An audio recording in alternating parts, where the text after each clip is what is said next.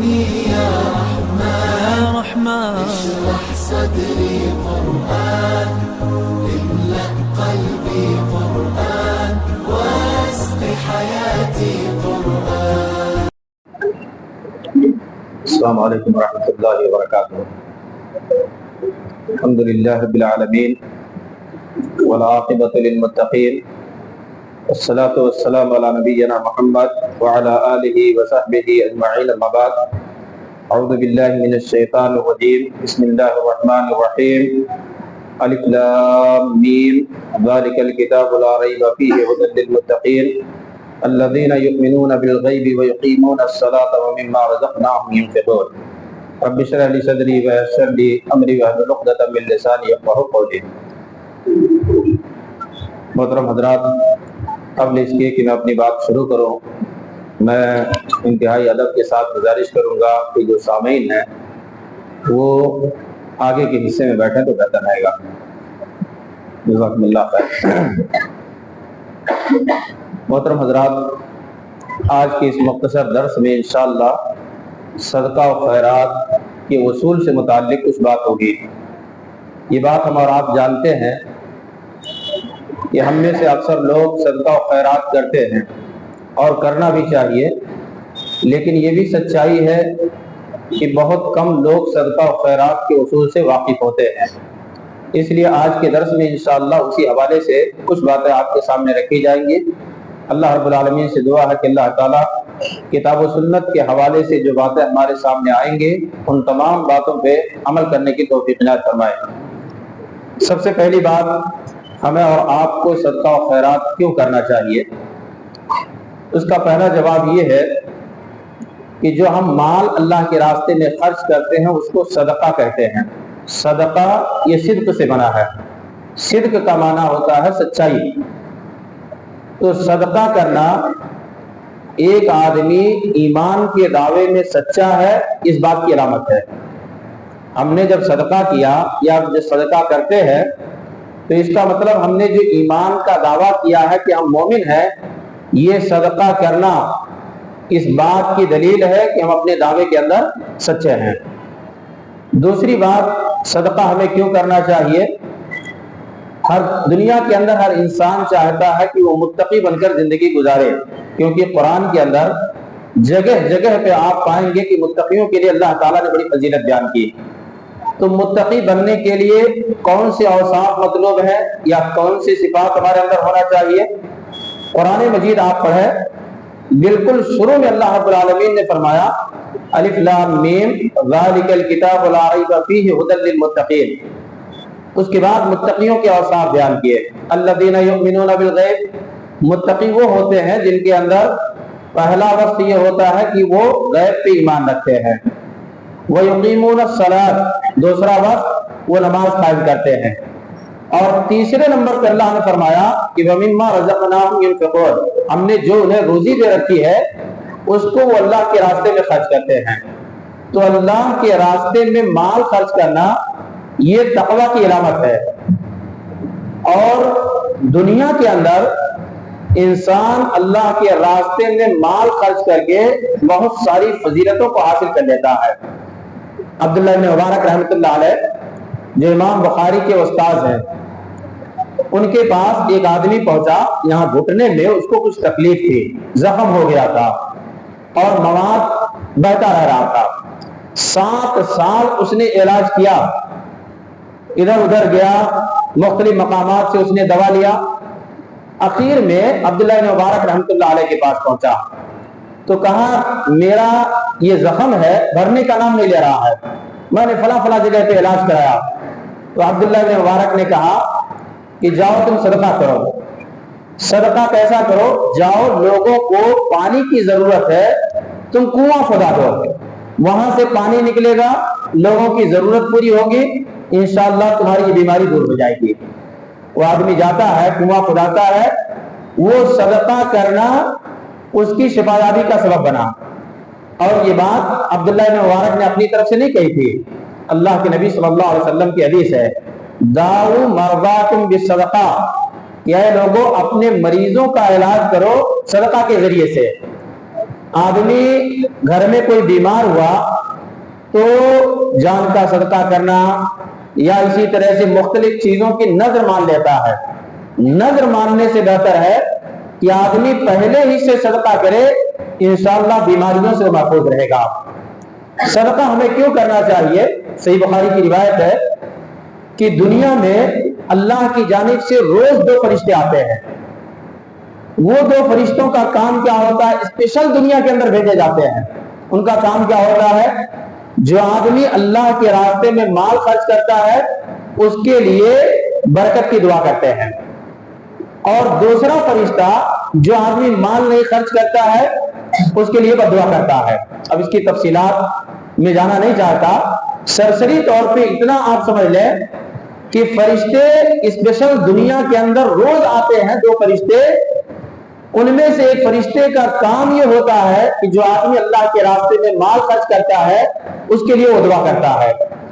तो दुनिया के अंदर बहुत सारे फायदों को हासिल करने के लिए इंसान को सदका करना चाहिए। अल्लाह रब्बुल आलमीन ने कुरान मजीद के अंदर इरशाद फरमाया उखरवी फायदे के हवाले से, सूरह मुनाफिकून कि वअनफिकू मिम्मा रज़क़नाकुम मिन क़ब्ल अन यअतिया अहदकुमुल मौत फयक़ूल रब्बि लौला अख़रतनी इला अजलिन क़रीब फ़अस्सद्दक़ व अकुन मिनस सालिहीन। आप जानते हैं अल्लाह ताला ने क्या कहा इस आयत के अंदर? अल्लाह ने फरमाया कि मौत आने से पहले तुम अल्लाह के रास्ते में अपने माल को खर्च करो। कहीं ऐसा ना हो मौत आ जाए तो तुम मोहलत मांगने लगो, अल्लाह थोड़ी सी मोहलत दे दे ताकि मैं अल्लाह के रास्ते में माल खर्च करके नेक लोगों में से हो जाऊं। इस आयत पे आप गौर करें, अल्लाह रब्बुल आलमीन ने सदक़े की अहमियत बयान की है कि मौत से पहले तुम खर्च करो, कहीं ऐसा ना हो मौत की घड़ी आ जाए तो तुम सदका करने के लिए मोहलत मांगो। इसका मतलब यह है कि मरने वाला नमाज पढ़ने के लिए मोहलत नहीं मांगेगा या इसी तरह से रोजा रखने के लिए मोहलत नहीं मांगेगा। मोहलत मांगने का तज़किरा अल्लाह ताला ने सदका के लिए किया। इसका मतलब यह है कि आखिरत की जिंदगी में सदका इंसान के लिए बेपनाह मुफीद साबित होगा।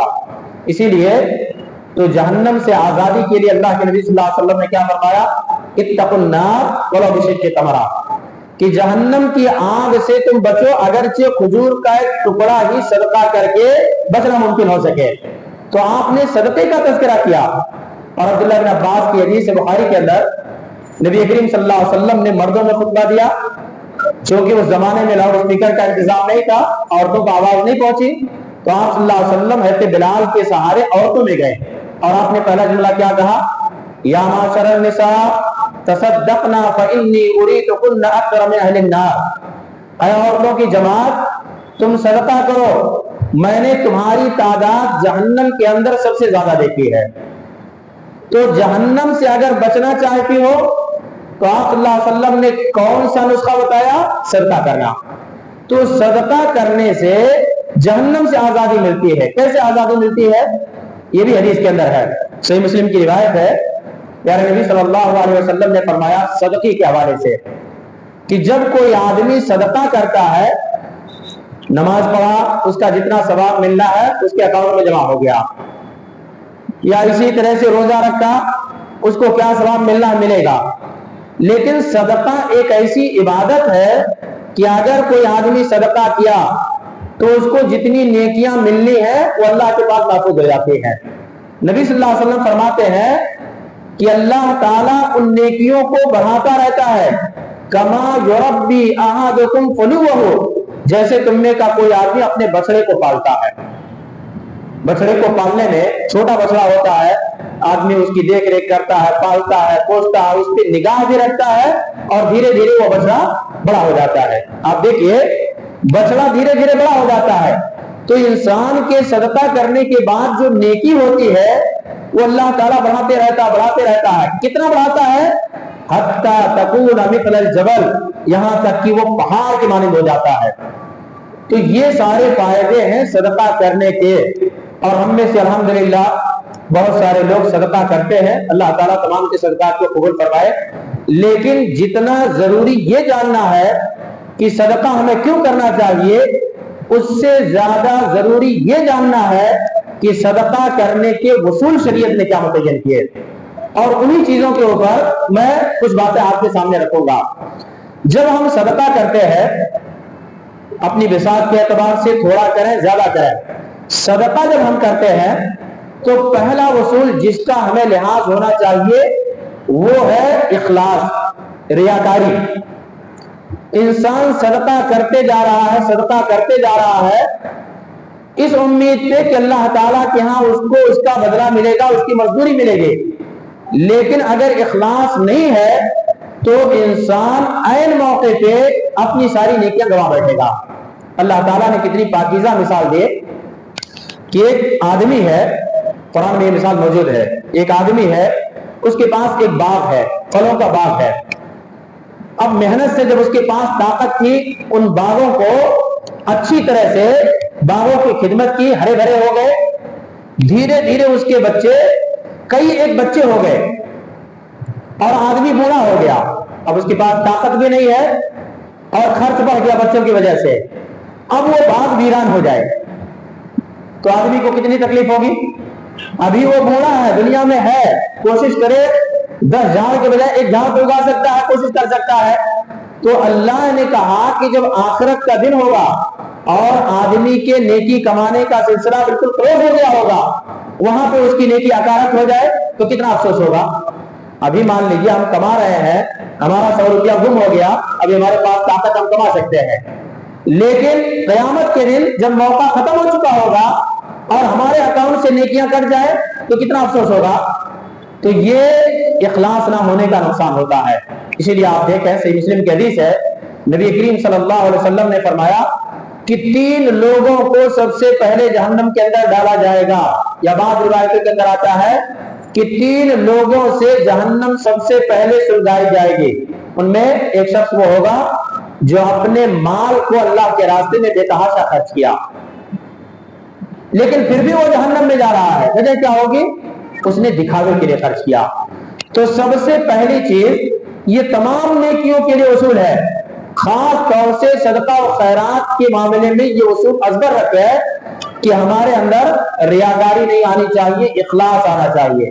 صرف اللہ کی رضا کے لیے آپ خرچ کریں، 1 روپیہ کریں، 1000 کریں، 1 لاکھ خرچ کریں، پہلا اصول یاد رکھیں ہمارے اندر خلوص ہونا چاہیے، ریاکاری ہونی چاہیے، ریاکاری سے بچنا چاہیے۔ دوسرا اصول ہے کہ جب ہم اپنے مال کو خرچ کریں تو ظاہر سی بات ہے جب مال خرچ کرتے ہیں تو ایک سے زیادہ لوگوں کا اس سے تعلق ہوتا ہے۔ اب ہمارا مال ہم اپنے اوپر نہیں خرچ کریں گے، ثواب کے لیے خرچ کریں گے، کسی دوسرے پرسن کو دیں گے، تو 2 کا تعلق ہو جاتا ہے۔ تو جب ہم مال خرچ کریں تو دوسرا اصول ہے کہ ہمارے اندر احسان جتانے کا جذبہ نہ آئے۔ اگر احسان ہم نے جتا دیا تو یاد رکھیں ہمارے پورے صدقے کا ثواب ضائع ہو جائے گا۔ اللہ نے قرآن مجید کے اندر کہا لا تبطلوا صدقاتکم بالمن والاذى، کہ احسان جتا کر کے اپنے صدقات کے ثواب کو ضائع اور برباد نہ کرو، بالکل زیرو ہو جائے گا۔ باطل کا مطلب اس کی کوئی حیثیت ہی نہیں۔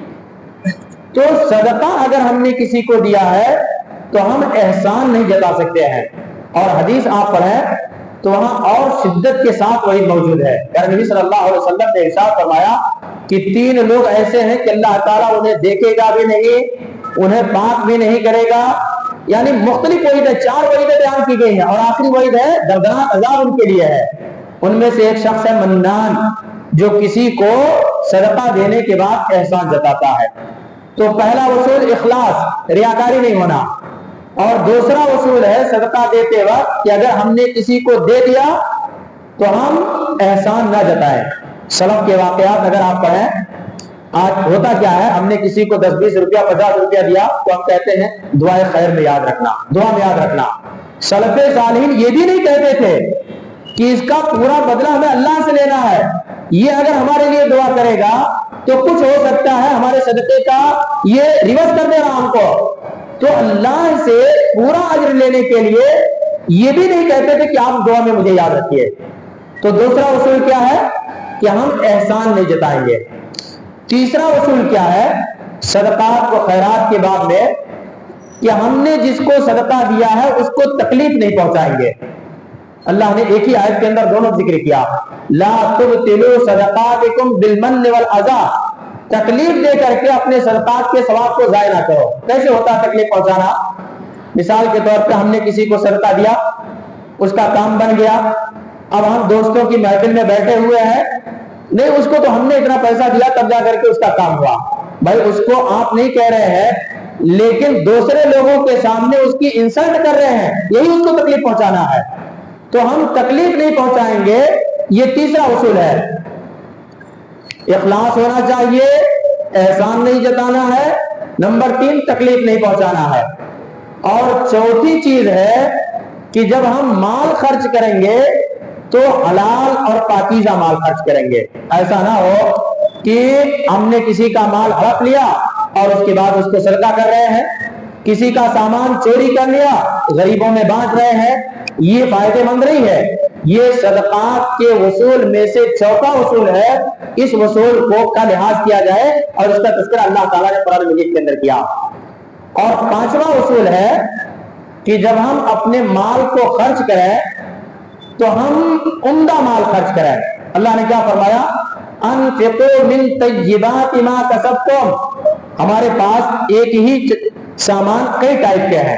جو سب سے ریجیکٹ آئٹم ہوتا ہے اس کو لے جا کر کے ہم کسی کو غریب کو دے دیے, نہیں, یہ شریعت کو منظور نہیں ہے.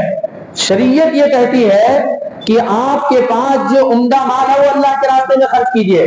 صحیح مسلم وغیرہ آپ پڑھیں, مسجد نبوی اللہ کے نبی صلی اللہ علیہ وسلم نے بنائی تھی تو ایک صفہ کا علاقہ بنایا تھا, صفہ کا ایریا تھا جہاں غریب صحابہ دین کی تعلیم حاصل کرتے تھے. تو صحابہ بیان کرتے ہیں کہ جب ہمارے پھلوں سے کھجور, درختوں سے کھجور نکلتے تھے تو جو ریجیکٹ کھجور ہوتا تھا وہ گچھا لے جا کر کے صفہ والوں کے لیے ہم ایسے لٹکا دیتے تھے. ان کو ضرورت پڑتی تھی تو وہ لکڑی لیتے تھے, اس کو مارتے تھے, کچھ کھجوریں گرتی تھی, کھا لیتے تھے. تو اللہ تبارک و تعالیٰ نے اسی موقع پہ آیت نازل فرمائی, انفقوا من طیبات ما کسبتم, جو تمہارے پاس انکم ہے اس میں سے بہتر چیز اللہ کے راستے میں خرچ کرو. تو یہ 5 وصول ہمیشہ یاد رکھے. اہل علم نے کہا یہ شرائط ہے. اگر آپ چاہتے ہیں کہ آپ کے مال کا ثواب آپ کو ملے تو ایسی صورت میں اللہ کے راستے میں خرچ کرنے کے لیے یہ 5 اصول ذہن کے اندر رکھا ہے. اب اس کے بعد ہم آتے ہیں آداب کے اوپر. آداب کیا ہے خرچ کریں؟ شریعت اسلامیہ نے جو مال کے مسائل ہیں, قرآن مجید کے اندر مال کے مسائل کو جتنا تفصیل کے ساتھ بیان کیا گیا, دوسرے مسائل کو اتنی تفصیل سے اللہ تعالیٰ نے نہیں بیان کیا. مالی مسائل کو, چاہے میراث کا مسئلہ ہو, چاہے زکات کا مسئلہ ہو, چاہے صدقات و خیرات کا مسئلہ ہو, اتنا مفصل انداز سے آپ کو کوئی دوسرا مسئلہ قرآن مجید کے اندر نہیں ملے گا. اور حدیث کے اندر بھی نبی کریم صلی اللہ علیہ وسلم نے اتنی وضاحت کی ہے, اتنی حدیثیں ہیں کہ محدثین نے باقاعدہ چیپٹر قائم کر کے ان تمام روایتوں کو اکٹھا کیا ہے, اور ہر حدیث کی کتاب کے اندر آپ کو اس طرح کے چیپٹر ملیں گے. تو آداب کیا ہے؟ اللہ رب العالمین نے قرآن مجید کے اندر جو ہم صدقہ اور خیرات دیتے ہیں اس کی مثال بیان کیا. اللہ نے کیا مثال بیان کیا کہ مثل الذین ينفقون اموالهم فی سبیل اللہ کمثل حبۃ انبتت 7 سنابل. 2 باتیں اس کے اندر بیان فرمائی کہ جو لوگ اپنے مال کو اللہ کے راستے میں خرچ کرتے ہیں ان کی مثال اس بیج کی طرح سے ہے جو زمین میں ڈالی جائے اور وہ بیج 7 بالیاں اگائے اور ہر بالی کے اندر 100 دانے ہوں. تو ایک بیج سے کتنے دانے ہوئے؟ 700 دانے ہوئے. تو اس سے پتہ چلتا اللہ کے راستے میں مال خرچ کرنے کا کئی گنا زیادہ فائدہ ہے. دوسری بات جو میں بتانا چاہتا ہوں کہ اللہ تعالیٰ نے مال جو ہم خرچ کرتے ہیں اس کی مثال کس سے دی ہے؟ کسان جو زمین میں بیج ڈالتا ہے. آپ دیکھیں ہیں کسی کسان کو پتھر ہے لے جا کر کے بیج وہاں پہ ڈال دے؟ کبھی نہیں دیکھے ہوں گے. کسان جب زمین میں بیج ڈالتا ہے تو کئی مرتبہ اس میں ہل چلا کر کے زمین کو ہموار کرتا ہے اور اس کو امید جاگتی ہے کہ یہاں ہم بیج ڈالیں گے تو فصل اگے گی, تبھی وہاں بیج ڈالتا ہے. آپ دیکھیے بہت سارے لوگ زمین کو ہموار کیے رہتے ہیں, بارش نازل ہو جاتی ہے ان کو ایسا لگتا ہے کہ اگر ہم نے بیج ڈال دیا تو فصل نہیں اگے گی، وہ اسٹاپ کر دیتے ہیں، رک جاتے ہیں، اس کے بعد پھر سے ہموار کرتے ہیں اس کو، اور جب ہموار ہو جاتی ہے اس کے بعد پھر بیج ڈالتے ہیں۔ تو یہی مثال صدقہ کی ہے۔ جس طرح سے کسان آدمی کہیں لے جا کر کے پتھر پہ بیج نہیں ڈالتا، ویسے جو بھی صدقہ کرتا ہے وہ اپنے صدقے کے مال کو ہر کسی کو نہیں دے گا۔ اللہ کے نبی صلی اللہ علیہ وسلم کے پاس کتنے لوگ ایسے آئے صدقہ مانگنے کے لیے، پیارے نبی صلی اللہ علیہ وسلم نے ہر ایک کو دیا، اتنا دیتے تھے کہ غیر مسلم کہتا ہے کہ نبی صلی اللہ علیہ وسلم اتنا دیتے ہیں کہ پیچھے کچھ بچا ہے کہ نہیں اس کی پرواہ نہیں کرتے ہیں، لیکن ہر کسی کو نہیں دیا ہے۔ آپ پڑھی حدیث ہے، نبی کریم صلی اللہ علیہ وسلم کے پاس کوئی آتا ہے، وہ کمانے لائق ہے، کھانے لائق ہے، محنت کرنے لائق ہے، تو آپ نے فرمایا یہ کسی مضبوط اور طاقتور کے لیے جائز نہیں ہے، چاہو محنت مزدوری کرو، محنت مزدوری کرو۔ اور آج تو ہمارے سماج کا بہت بڑا المیہ ہے، شاید یہ بات تلخ لگے کہ ایک بھکاری آتا ہے، اس بھکاری کو 10 روپیہ 50 روپیہ ہم دے دیتے ہیں، بھکاریوں کی تعداد ہم خود بڑھا رہے ہیں۔ ایک آدمی ہمارے ہاں مزدوری کر رہا ہے جو اپنی طاقت سے محنت کیسے کما رہا ہے، 10 روپیہ اس کو زیادہ دینا ہم کو ہضم نہیں ہوتا۔ تو بھکاری بڑھیں گے کہ محنت کرنے والے بڑھیں گے؟ محنت کرنے والے نہیں بڑھیں گے۔ ہمیں تو حوصلہ افزائی محنت کرنے والوں کو کرنا چاہیے کہ 100 روپیہ طے ہوا ہے، بھائی یہ محنت کر کے کھا رہا ہے، 110 روپیہ اس کو ہم دے دیں تاکہ اس کے اندر جستجو پیدا ہونے، ہم محنت کر کے کھائیں گے۔ اس کو نہیں دے گا، 10 روپیہ زیادہ ہوا اس کو ریورس لے گا، اور بھکاری کو آدمی جو دیتا ہے یہ نہیں دیکھتا ہے کہ وہ کیسا ہے، پیشہ ور بھکاری ہے، پروفیشنل بھکاری ہے، کیسا بھکاری ہے۔ تو نقطہ بنیادی یہ ہے کہ جس طرح سے اللہ نے مثال دی ہے، اور قرآن کہ ایک جملے کے اندر آپ غور کریں تو لاکھوں مسائل نکلتے ہیں، تو اللہ تعالیٰ اور چیز کی مثال دے سکتا تھا صدقے کی، لیکن کسان کے بیج سے دیا۔ اس کا مطلب کیا ہے کہ جس طرح سے کسان زمین کو ہموار کر کے بیج ڈالتا ہے تاکہ اس کا رزلٹ آئے، ویسے ہم صدقہ کسی جگہ پہ نہیں دے سکتے ہیں، مناسب جگہ پہ دیں گے تاکہ اس کا رزلٹ آئے۔ کسان اگر پتھر پہ بیج پھینک دے تو ہاتھ سے بیج جائے گا کہ نہیں جائے گا؟ ہم بیج لیے ہوئے پتھر پہ پھینک رہے ہیں، ہاتھ سے نکلے گا کہ نہیں نکلے گا؟ نکلے گا، لیکن اس کا فائدہ نہیں ہوگا۔ ویسے ہی اگر ہم صدقہ کسی کو بھی دے دیں تو ہمارے پاس سے تو چلا جائے گا، لیکن اس کا فائدہ سماج اور معاشرے کے اندر نظر نہیں آئے گا۔ تو اس لیے ضرورت اس بات کی ہے کہ جب ہم اپنے مال کو اللہ کے راستے میں خرچ کرنے کی نیت سے نکلیں تو 5 شرائط کا لحاظ کرنے کے ساتھ ساتھ جیسے کسان زمین کو ہموار کرتا ہے، ویسے ہم مناسب آدمی کو تلاش کر کے صدقہ دینے کی کوشش کریں۔ آج یہی چیز نظر انداز کی جاتی ہے، اس کی بنیاد پہ آج مسلمانوں کے اندر بھکاریوں کی تعداد بڑھ رہی ہے۔ حد تو یہ ہے کہ غیر مسلم بھی اگر بھیک مانگنا چاہتا ہے تو مسلمانوں کا ڈریس پہن کر کے آ رہا۔ آپ لوگ سوشل میڈیا سے جڑے ہیں، جانتے ہوں گے یہ حیدرآباد کے اندر کئی ایک ایسے واقعات ہیں کہ عورت پکڑی گئی، تفتیش کیے، برقع پہنے ہوئے ہے، برقع نکلوائے وہ غیر مسلم کی عورت ہے۔ کیوں برقع پہن کے آ رہی ہے؟ کیونکہ یہ ٹرینڈ نکل چکا ہے، بھیک مانگنا ہے تو مسلمانوں کا لباس پہن دو۔ تو یہ سب کیوں ہو رہا ہے؟ یہ اس لیے ہو رہا ہے کہ محنت اور مزدوری کرنے والوں کی ہم پذیرائی نہیں کر رہے ہیں، بھکاریوں کی تعداد بڑھا رہے ہیں۔ ہونا کیا چاہیے؟ ہونا یہ چاہیے، قرآن میں صدقہ کے لیے کسان کے بیج کی مثال دی گئی، تو جس طرح سے زمین ہموار کرتا ویسے ہم تلاشیں مستحق کون ہے اس کو دیں۔ دوسرا ہے کہ 2 طرح کے مجبور لوگ ہوتے ہیں، ایک مجبور تو وہ ہوتے ہیں اور اکثر اس میں مجبور نہیں ہوتے ہیں، روڈ پہ نکل کر کے بھیک مانگتے ہیں۔ دوسرے وہ ہوتے ہیں کہ واقعی ضرورت مند ہوتے ہیں لیکن خودداری غیرت کی بنیاد پہ کسی کے سامنے ہاتھ نہیں پھیلاتے۔ تو اگر ہمیں خرچ کرنا ہے تو ہم دور نہ جائیں، اپنے محلے کے اندر، اپنے علاقے کے اندر دیکھیں، تلاشیں کون ایسے لوگ ہیں جو ضرورت مند ہیں لیکن اس کے باوجود بھی ہاتھ نہیں پھیلاتے ہیں، ہم ان کو ان کے گھر پتہ کر کے پہنچ کر کے اگر ہم مال دیں تو یہ زیادہ بہتر ہوگا۔ اس کا فائدہ کیا ہوگا؟ اس کا فائدہ فوری طور پہ ہوگا کہ بھکاریوں کی تعداد میں کمی ہو جائے گی۔ بھائی ہم غریب ہے، ہمارے گھر بیٹھے ہم کو مال مل رہا، ضرورت پوری ہو رہی ہے، تو کیوں ہم روڈ پہ جائیں گے بھیک مانگنے؟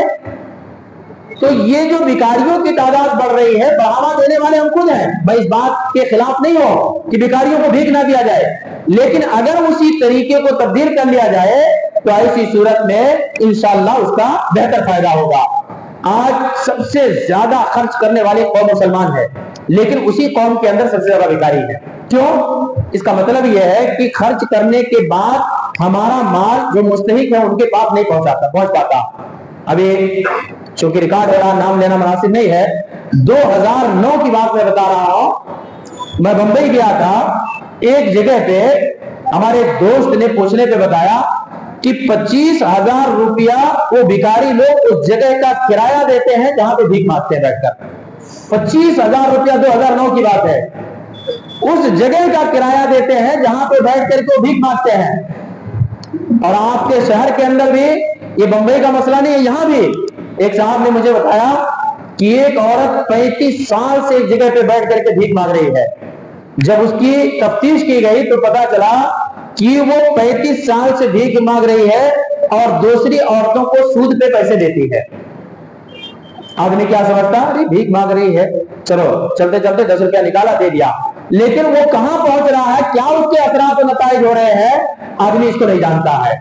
تو بہرحال ضرورت اس بات کی ہے کہ سب سے پہلے جب ہم مال خرچ کرتے ہیں تو ہمارا مال کہاں جا رہا ہے. اگر صحیح جگہ پہ گیا تو جتنا مال مسلمان خرچ کر رہے ہیں مسلمانوں کے اندر کم از کم غربت نہیں رہے گی. مسلمانوں صرف زکات کو آپ جوڑ لیجئے، اگر صحیح جگہ پہ گیا تو ایسی صورت میں غربت مسلمانوں کے درمیان سے ختم ہو جائے گی. اس کو ختم کرنے کے لیے زکات و صدقات کا نظام ہے. تو پہلا اصول کیا ہے کہ ہم جس طرح سے کسان دانا بیج ڈالتے وقت غور و فکر کرتا ویسے غور و فکر کر کے مناسب جگہ پہ اپنے مال کو خرچ کرے. دوسرا طریقہ کیا ہے کہ مال خرچ کرنے میں اسلام کا مزاج اجتماعیت کا ہے.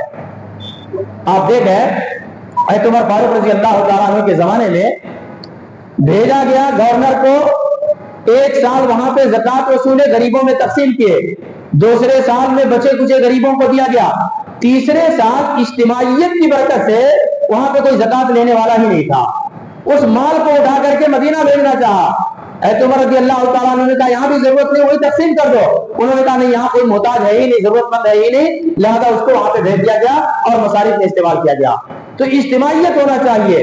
بیت المال بڑے پیمانے پہ چھوٹے پیمانے پہ بیت المال کے ذریعے سے ہوگا کیا کہ بیت المال کے جو ذمہ دار ہوں گے وہ تفتیش کریں گے، وہ جانچیں گے، پرکھیں گے اور جو مناسب رہے گا اس کو دیں گے. تو اس سے کیا ہوگا کہ زکات و صدقات کا اسلام کا جو مزاج ہے وہ مزاج نافذ ہوگا اور مسلمانوں کے درمیان سے غربت ختم ہوگی. آج افسوس تو یہ ہے کہ جتنا خرچ کر رہے ہیں، جتنا دے رہے ہیں، اتنا ہی زیادہ بھکاریوں کی تعداد بڑھ رہی ہے. تو اس لیے پروفیشنل بھکاریوں سے بچنے کے لیے ہم ایسے لوگوں کو ترجیح دیں جو ضرورت مند ہیں اور اسی طرح سے وہ مانگتے نہیں ہیں، ان کو دیں. دوسرا طریقہ ہے کہ اجتماعیت کو نافذ کرتے ہوئے بیت المال سے اپنے مال کو ہم خرچ کرنے کی کوشش کریں تو انشاءاللہ اس کا بہت زیادہ فائدہ ہوگا. تو زکات و صدقات خرچ کرنے کی فضیلت ہم جانتے ہیں اور لوگ خرچ بھی کرتے ہیں، لہذا ضرورت اس بات کی ہے کہ مال کو خرچ کرنے کے لیے اسلام نے جو اصول بیان کیے، جو شرائط ہیں، ان کا لحاظ کریں تاکہ آخرت میں اس کا بہتر فائدہ اور بدلہ ہمیں مل سکے اور دنیا کے اندر دنیاوی اعتبار سے اس کا فائدہ سماج کے اندر نظر آئے. اس کے لیے ضرورت اس بات کی ہے کہ مستحق لوگوں تک اپنے مال کو پہنچایا جائے اور اس کا طریقہ میں نے بتایا کہ ہم جو واقعی مستحق ہیں، ہم جانتے ہیں، ہم تفتیش کریں، ان کو دیں یا نہیں تو بیت المال کے حوالے کر دیں، وہاں سے جو ذمہ دار ہیں وہ تفتیش کر کے مال کو ان کے مستحقین میں خرچ کریں. یاد رکھیں آخری بات کہ اگر ہم کسی کو بھی دے رہے ہیں تو جس طرح سے پیشہ ور بھکاری مانگنے کی بنیاد پہ مجرم ہے، ہم بھی ان کے جرم میں شریک ہیں، ہم بھی ان کے جرم میں شریک ہیں. کوئی بھی آ رہا ہے اٹھا کر کے ہم دے رہے ہیں تو یاد رکھیں ہم بھی جرم کے اندر شریک ہے. ہم کو غربت کا خاتمہ کرنے کے لیے اسلام نے زکات اور صدقات کا نظام دیا تھا اور ہم کیا کر رہے ہیں، کسی کو بھی دے کر کے بھکاریوں کی تعداد بڑھا رہے ہیں. اگر ہمارے پاس مان لیجیے 10 روپیہ خرچ کرنا ہے، ایک غریب کو دیے تو 10 روپے سے اس کی ضرورت پوری ہوتی، اس کا حق اٹھا کر کے پروفیشنل بھکاری کو ہم دے رہے ہیں، اس کا حق چھین کر کے ادھر دے رہے ہیں، تو ہم بھی مجرم ہیں. تو اس لیے صدقات و خیرات کے موقع پہ اس بات کا لحاظ کیا جائے. اور اس زمانے میں کچھ لوگوں کا پیشہ بن چکا ہے. ٹرینوں میں آپ جائیے، करेलों में बाकायदा हम 2-4 भिखारियों को रखते हैं तनख्वाह पे, और उसके बाद ले जा करके उनको छोड़ देते हैं। दिन भर वो भीख मांगते हैं, पैसा क्या होता हम इकट्ठा करते हैं, उनको उनकी उजरत दे देते हैं। ऐसे भी वाकयात है हिंदुस्तान के अंदर। तो इसलिए मेरे भाइयों और दोस्तों, माल खर्च करना ये बहुत मुफीद है। माल ये फितना है, माल ये हलाकत का सबब है। इसलिए जब हम माल खर्च करते हैं तो माल से मोहब्बत कम होती है, दुनिया के फना होने का हमें यकीन होता है, आखिरत का फायदा होता है। लिहाजा माल खर्च हम करते हैं, नीयत हमारी नेक होती है, लेकिन बसा औकात थोड़ी सी गफलत की बुनियाद पे माल खर्च करने का समाज में जो फायदा हो नजर नहीं आता। इसलिए हम तफ्तीश करके या बैतुल माल के जरिए से माल को खर्च करने की कोशिश करें। ये चंद बातें थी जो आम तौर पे लोग आज के दौर में नजरअंदाज करते हैं, इसलिए मैंने उसकी तरफ तवज्जो दिलाने की कोशिश की है। अल्लाह रब्बुल इज्जत से दुआ है कि अल्लाह ताला हम में से जो लोग माल खर्च करते हैं, अल्लाह ताला उनकी नियतों के अंदर इखलास पैदा फरमाए, उनकी कोशिशों को अल्लाह ताला कबूल फरमाए, और शरीयत ने जिस तरह से माल खर्च करने की ताकीद की है उसी तरह से हमें एक पाकीज़ा निजाम दिया है, उस निजाम को भी हमें अल्लाह ताला अपनाने की तौफीक इनायत फरमाए। आमीन। व आखिरु दअवाना अनिल हम्दुलिल्लाहि रब्बिल आलमीन। अस्सलामु अलैकुम व रहमतुल्लाहि व बरकातुहू।